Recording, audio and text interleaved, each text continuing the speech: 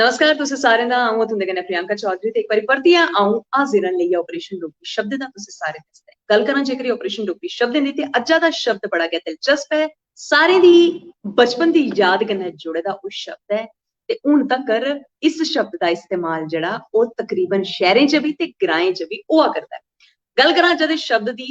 ते अज्ज दा शब्द जेह्ड़ा है ओह् स्कूल थमां जुड़े दा हर इक मनु स्कूल जरूर जांदा ते स्कूल जांदा कुसी लेइयै बस्ते गी लेइयै ते बस्ता होई गेआ यानी कि साढ़ा स्कूल दा बैग जिसी अज्जकल स्कूला दा बैग गलांदे न। लेकिन पराने जमाने दी गल्ल करां ते पैह्लें लोक केह् होंदे हे कि घरै गै किश जेह्ड़ा कपड़ा होंदा हा उसी गै सिलियै थोह्ड़ा मोटा शैल सुब्बर होई गेआ जां फिर किश होर कपड़ा होई गेआ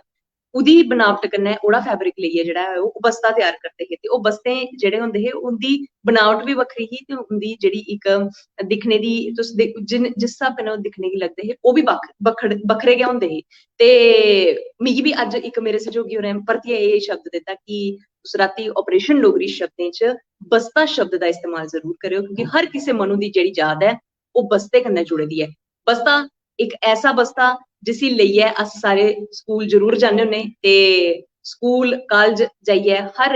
कुदै बी जाइयै हून ते तुस कारपोरेट च कुदै बी जाह्गे ते तुं'दे कन्नै इक बस्ता जरूर होंदा यानी कि बैग जरूर होंदा ते इस बैग गी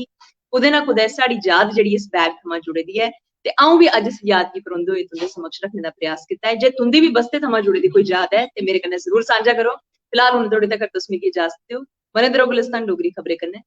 जय डुग्गर जय मां बोली।